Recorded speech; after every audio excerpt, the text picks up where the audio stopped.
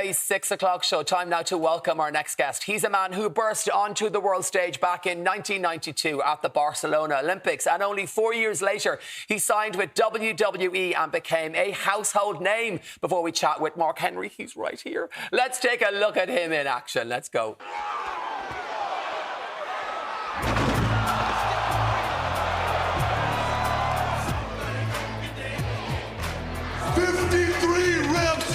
Markhenry.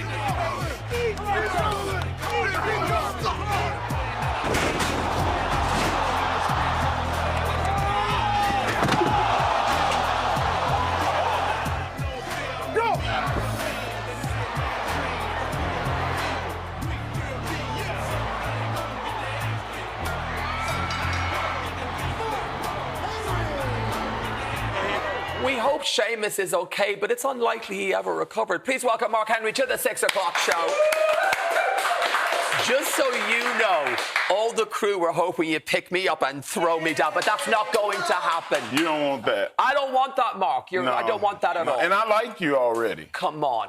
Let's go. I mean, that hair like it's that? It's the hair. It took her like 20 minutes. Come on, quick man. and easy. Listen, you had a completely different career before going into wrestling. Talk to us all about the world's strongest teenager, which you were. Golly.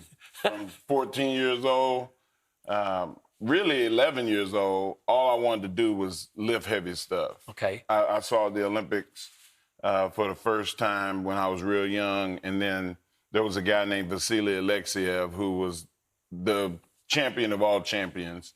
And I wanted to be him. And I knew very early that's who I wanted to be. And that's what I strived to do. And by the time I was 16, I was the strongest teenager in the world. That's incredible. So you had the interest around 11, you said. And were you encouraged by all of your family and friends to pursue this? 100. No one went, no, that's not for you. 100%. Like, my mother kind of didn't want me to do it right away. And she kind of, like, held me back till I was, like, 11 or 12. Mm-hmm. And then it was just like, I lifted everything I saw. Like, I watched TV, and if I saw it, I tried to do it. And I made my own weights. Right. I used to dip things in concrete to make them heavier.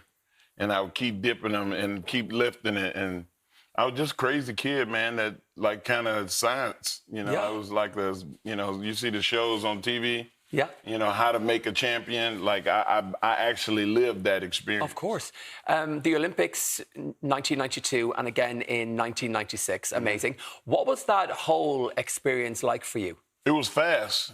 I had the fastest Olympic weightlifting career in history. Okay. I started in 91 and I ended in 96 because during that time, they allowed people to use steroids. Okay. And cheat. Right. And I worked so hard to get to the Olympic Games and come in 10th place. And I knew that there was not 10 men in the world stronger than me. Mm-hmm, I hear that. And when I got to Atlanta, it was the same thing. They had guys that had got banned, and they let them lift anyway. Yeah, not fair. So I was just like, okay, I'm done. And during that time, the WWF, which I was a fan of as a little kid, they came calling. They were like, look, man, you're tailor-made for pro wrestling. I love your personality. You're a clown. And you're a clown in a really good way. In a good way. In a good way. Because they knew if they said it any other way, I'd put these things on them. But, like, I've never been shy a day in my life. From that little bitty kid that I talked about to now, I'm the same person.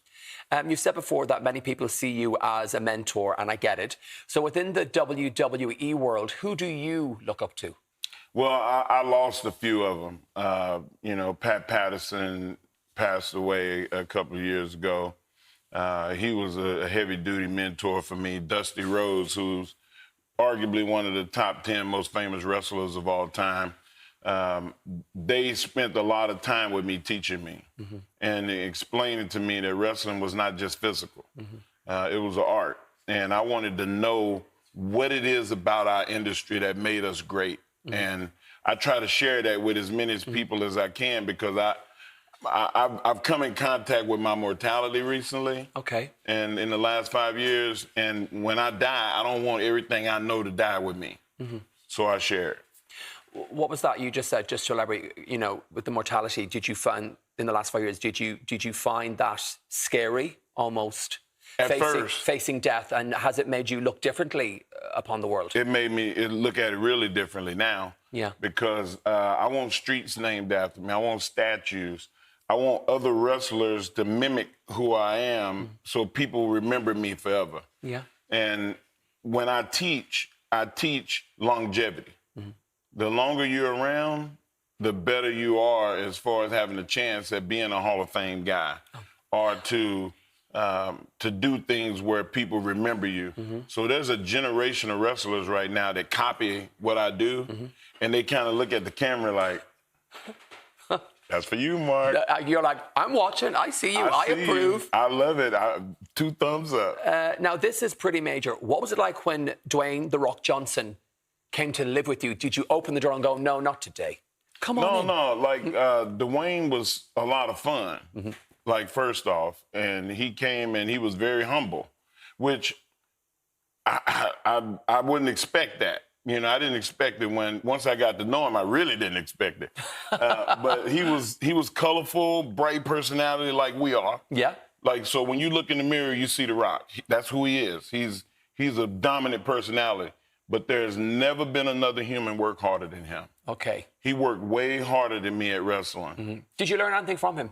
I learned a lot from him, how to study. Yeah. How to go back and look at the history of wrestling, because it's impossible to know where you're going if you don't know where you were.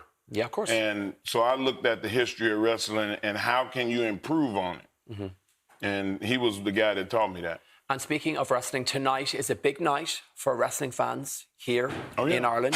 It's a Friday night. Oh, speaking of SmackDown, Maria, I'm trying to have she's smacking down over there. I'll send him over, Maria, and you don't want that. I was just going to compliment her on the fact that she was cooking and you couldn't hear. What now? Like, what now? You ruined it. You ruined it. We're not going to the kitchen now. It's still over. So tonight's a big night. Yeah. Friday night SmackDown. Biggest show, one of the biggest shows in the world of pro wrestling. The WWE is killing it all around the world. I just got off a TV show on the way here, and one of the things we talked about was the international flair and what makes, and the WWE does it better than anybody. They took the model that the NBA did and put wrestling around the world during the '92 Olympics and made it pro wrestling like that. So all the people involved, kudos. And once all the wrestling is done at 3 Arena, everyone there can go and see you DJ. Rewind, let's go, flip this. What can you tell us about your set? You know what? Like, it's going to be fun. I mix modern music with pro wrestling themes. Oh.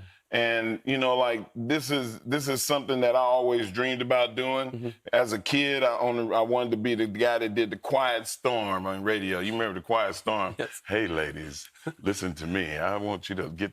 Yeah, I wanted to be that guy. Oh, you're ticking all the boxes. So, like, radio was always something that I wanted. And, I'm so lucky. I lived a blessed life. I'm the only person walking Earth right now that's been a world champion in 3 sports that have nothing to do with each other. I got to live my dream being a DJ. Yes. I got to live my dream being a world food judge. My mom and my grandmother both were really famous chefs in East Texas. I think Maria's just leaving the studio after she made that noise, and now you're Will you judge her later in the kitchen with me? Yes, I can't wait. She was explaining the execution of what she did in the green room. Yeah, well, I knew she knows what she's talking about. Well, she failed when she made that noise. Please give Mark a big round of applause. Thank you so much. I love her. You can go.